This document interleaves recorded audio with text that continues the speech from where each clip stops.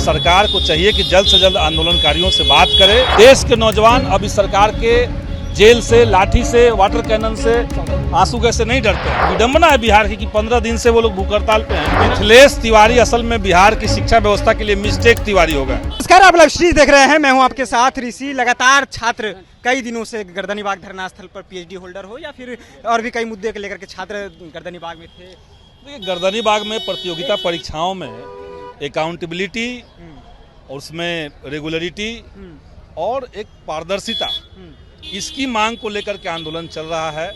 सरकार को चाहिए कि जल्द से जल्द आंदोलनकारियों से बात करे और इनकी मांगों पर ठोस जवाब दे। हवाई बातें नहीं। बिहार के युवा इस सरकार से नहीं डरते हैं। देश के नौजवान अब इस सरकार के जेल से, लाठी से, वाटर कैनन से, आंसू गैस से नहीं डरते हैं। तो सरकार को समझना चाहिए कि अब छात्र डरने वाले नहीं हैं। अब इनकी मांग को उनको सुनना पड़ेगा और बहालियों को न्यायपूर्ण बनाना पड़ेगा। बहालियों को न्यायपूर्ण बनाना ये बहुत ज़रूरी है। क्या लग रहा है, जिस तरह से छात्र कई दिनों से गर्दनीबाग धरना स्थल पर हैं, अगर असिस्टेंट प्रोफेसर की हम बात कर ले तो 15 दिनों से आमरण अनशन पर, लेकिन सरकार के लोग, सरकार सबसे खराब बात क्या है कि असिस्टेंट प्रोफेसर जो आमरण अनशन पे हैं वो सरकार के ही यूजीसी रेगुलेशन 2018 को लागू करवाने की मांग को लेकर के हैं। आप रेगुलेशन बनाते हैं लेकिन जमीन पे लागू नहीं करते हैं। आप उसका जो असिस्टेंट प्रोफेसर की बहालियों में आप कोई नियमावली पालन नहीं कर रहे हैं, तो उसी के खिलाफ छात्रों का आंदोलन करना पड़ रहा है कि आप अपने रेगुलेशन को लागू करवाइए। तो ये तो विडंबना है बिहार की कि 15 दिन से वो लोग भूख हड़ताल पे हैं और अभी तक सरकार का कोई प्रतिनिधि इनसे बात करने नहीं आया। क्या लग रहा है, जिस तरह से TRE 4 के छात्र हो या फिर BSSC के साथ हो, 2024 में फॉर्म भरे थे और 3 साल हो गए हैं, छात्र कह रहे हैं कि BSSC का तो ट्रैक रिकॉर्ड यही है। पिछली बहाली जो इन लोगों ने की थी 8 साल में, अब दूसरी बहाली BSSC का द्वितीय इंटर स्तरीय परीक्षा होनी है। 3 साल पहले विज्ञापन आ गया लेकिन परीक्षा नहीं हो रही है। 3 बार फॉर्म भरवा दिया गया है।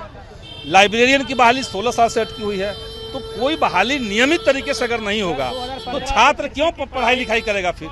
तो शिक्षा और परीक्षा का व्यवस्था जो है उसको दुरुस्त करना चाहिए, यही हम लोग मांगते हैं। लगातार छात्र जो है वो बिहार के शिक्षा मंत्री हो मिथिलेश तिवारी, उनके इस्तीफे की बात कर रहे हैं कि इस्तीफा आप देना। मिथिलेश तिवारी असल में बिहार की शिक्षा व्यवस्था के लिए मिस्टेक तिवारी हो गए। वो केवल मिस्टेक करेंगे। उनको लगता है कि झाड़ फूक करवाने से शिक्षा व्यवस्था सुधर जाएगा, वैसे नहीं सुधरता है।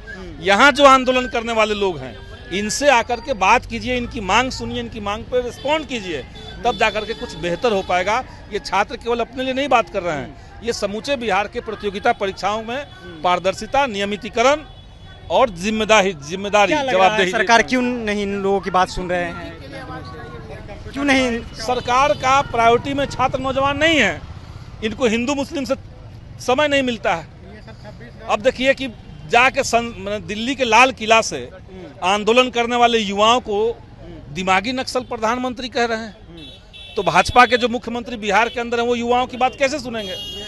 तो असल में युवाओं के खिलाफ नफरत भड़काना, युवाओं को एलियनेट करना, सामंती ताकतों को, सरकार के जो लोग सपोर्टर हैं उनको भड़काना कि तुम हमला कर दो आंदोलनकारियों पे, यही कर रहे हैं प्रधानमंत्री।